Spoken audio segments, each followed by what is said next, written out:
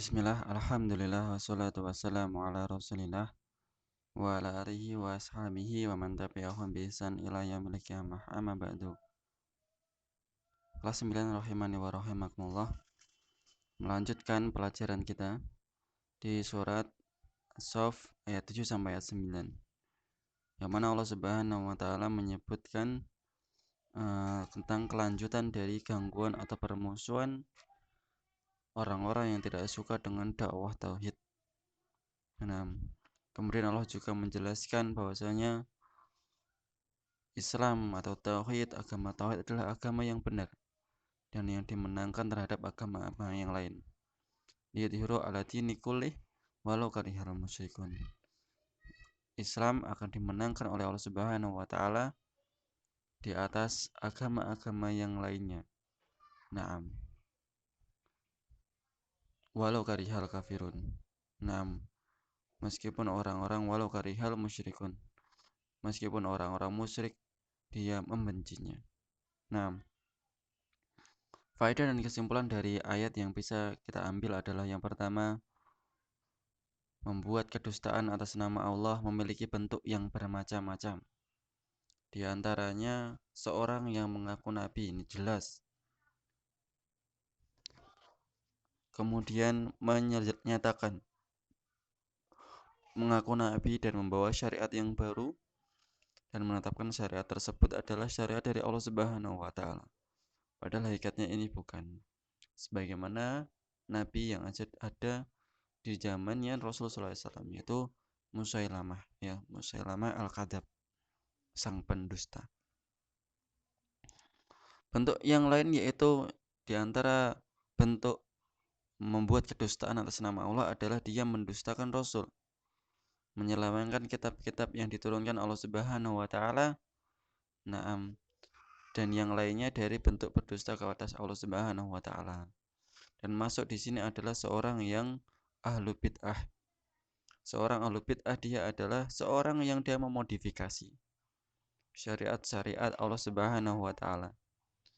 Dan ketika diingatkan bahwasanya ini bukan syariat Allah Subhanahu wa taala, mereka mengatakan ini adalah syariat Allah Subhanahu wa taala.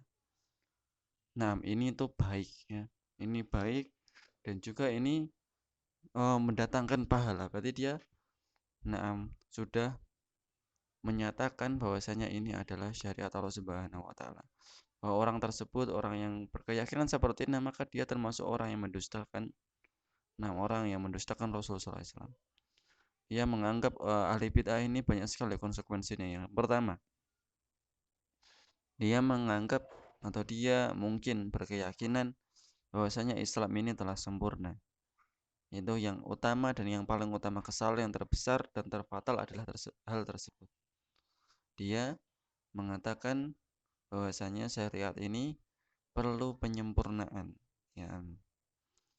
Padahal Allah Subhanahu wa taala telah mengatakan jelas bahwasanya Islam ini telah sempurna. Kemudian yang kedua, seorang ahli bid'ah itu dia konsekuensinya adalah dia mengatakan Rasulullah SAW itu tidak amanah. Syariat yang diturunkan Allah Subhanahu wa taala kepada Rasul belum semuanya diberikan kepada umat manusia. Akhirnya orang-orang belakangan mengatakan bahwasanya perlu ada penambahan lagi.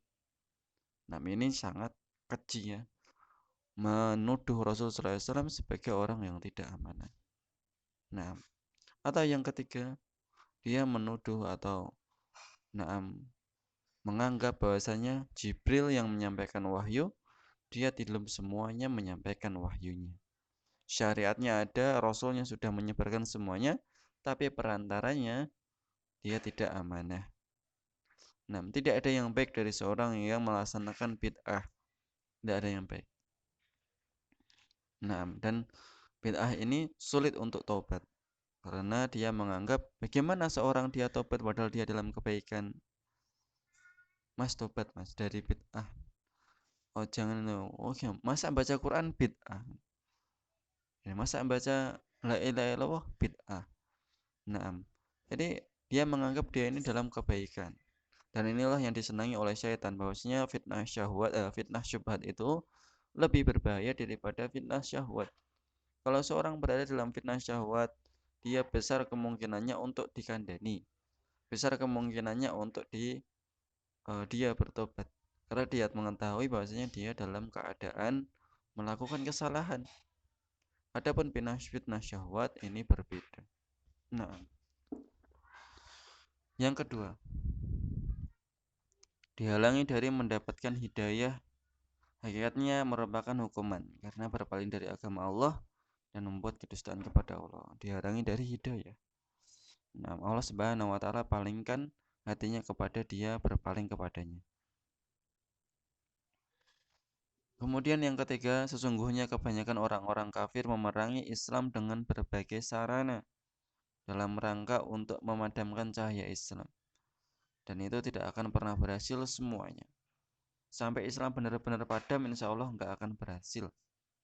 Nah, tapi orang musyrik ya pasti sedikit banyak juga akan mempengaruhi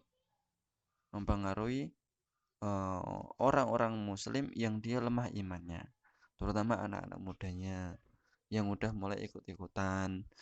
Orang kafir dia merayakan Valentine, dia ikut merayakan Valentine ya. Bentar lagi Valentine kayak. Iya, Februari kayaknya. Saya enggak tahu tanggal berapa itu Valentine. Orang-orang kafir merayakan Valentine, beli coklat, kasih orang yang dia cintai. Orang-orang muslim ada yang enggak ikut. Enggak ada, pasti ada yang ikut. Pasti ada. Nah, terus kemudian apa lagi? Banyak ya contohnya. Eh, Orang kafir mengucapkan selamat Idul Fitri. Orang Islam ikut-ikutan latah mengucapkan selamat hari raya Natal, selamat hari raya Waisak, dan yang lainnya. Ada nggak ada terjadi. Nah,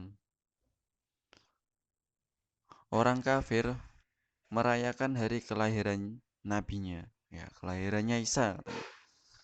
Orang Muslim ikut-ikutan, dia merayakan kelahirannya Nabi Muhammad SAW dengan apa? Maulid Nabi. Nah ya, sama aja kan, sama saja. Nah, itu adalah sarana-sarana untuk menghancurkan Islam. Nah, kemudian yang keempat, apapun usaha yang dilakukan oleh orang-orang kafir untuk menghancurkan syiar-syiar Islam akan berakhir dengan kegagalan bagi mereka. Nah, maka hal ini sangat menenteramkan bagi kaum mukminin. Nah, dan dengan adanya dakwah salafiyah, dakwah sunnah, maka kita berharap kurufat-kurufat yang dilakukan oleh orang-orang kafir itu sedikit demi sedikit menjadi hilang. Nah, yang kelima, sesungguhnya Allah Subhanahu wa taala yang bertanggung jawab untuk menjaga agama ini dan meninggikan di atas semua agama. Allah Subhanahu wa taala jaga agama ini melalui para ulama. Nah, dan bahwasanya Allah Subhanahu wa taala tidak akan mencabut agama ini kecuali dengan cara mematikan atau mewafatkan para ulama. Nah, dan jika tidak ada dari kaum muslimin yang melakukan penjagaan, maka Allah akan menggantikan mereka dengan kaum yang lain. Nah, yang keenam, sesungguhnya Al-Quran merupakan petunjuk bagi seluruh alam, sehingga tidak ada satu kebaikan kecuali Al-Quran menyuruh kepadanya, dan tidak ada satu kejelekan kecuali Al-Quran memperingatkannya. Nama Al-Quran kitab yang sempurna. Nah, meskipun di dalamnya butuh penjelasan-penjelasan dari sunnah-sunnah dari Nabi Sallallahu Alaihi Wasallam, maka kesalahan bagi orang-orang yang hanya dia mengatakan bahwasanya dia tidak mengambil dari hadis. Ada atau yang seperti itu? Ada. Di Solo ada kelompok yang mengatakan dia Quraniyun. Quraniyun tuh dia mengambil semuanya dalam Al-Quran. Tidak ada dalam hadis. Nah, dia menghalalkan makan anjing dengan alasan bahwasanya di Al-Quran tidak disebutkan ada haramnya makan anjing. Nah, di hadis kan ada, dia nggak mengambil dari hadis karena dia menolak hadis, ingkarus sunnah. Nah, orang-orang Quraniyun ini. Nah, tapi kalau kita telisik, orang-orang Quraniyun ini harusnya nggak bisa sholat karena sholat itu di Al-Quran nggak dijelaskan secara rinci. Satu-satunya hukum yang dijelaskan secara rinci dalam Al-Quran adalah faraid. Nah, faraid itu dijelaskan dalam Al-Quran secara rinci. Itu hanya satu-satunya hukum yang dijelaskan dalam Al-Quran secara rinci. Nah, adapun hukum yang lainnya sifatnya mujmal. Nah, walan nasi hijul baiti man istata'a alaihi sabila. Perintah haji cuman seperti itu toh. Barang siapa dan bagi manusia ada kewajiban untuk menunaikan haji, manis atau alaihi sabila, yang dia mampu untuk melaksanakannya. Piye caranya nggak tahu. Dicarikan atau dijelaskan oleh Rasulullah SAW. Nah, iqamus shalah wa ita'iz zakah. Dirikanlah sholat dan juga tunaikan zakat. Bagaimana cara mendirikan sholat? Shollu kama ra'aitumuni usolli. Rasulullah SAW mengatakan, sholatlah sebagaimana engkau melihatku sholat. Tidak dijelaskan dalam Al-Quran bagaimana sholat. Jadi orang Quranian itu harusnya, kalau dia tidak mengambil satu, harusnya tidak mengambil semua. Dia nggak tahu cara sholatnya gimana. Karena sholat semuanya dari Al-Quran.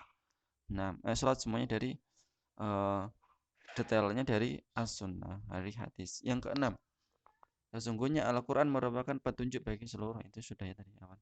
Yang ketujuh, sesungguhnya agama Islam yang Rasulullah SAW diutus dengannya adalah agama yang benar. Nah, inna dina indallahil Islam. Sesungguhnya agama yang ada di sisi Allah itu hanyalah agama Islam. Aman yabtaghi ghairal islami dina falan yuqbala minhu wa huwa fil akhirati minal khasirin. Karena siapa yang mencari agama selain agama Islam, maka sekali-kali dia tidak akan diterima agama itu daripadanya. Dan di akhirat termasuk orang-orang yang merugi, naudzubillahi min dzalik. Ada evaluasi, silakan dikerjakan evaluasinya seperti biasa. Boleh menuliskan di WA, boleh melalui foto. Menuliskan di WA ahsan. Aku qouli hada nomor 1 sampai nomor 9 ya. Assalamualaikum warahmatullahi wabarakatuh.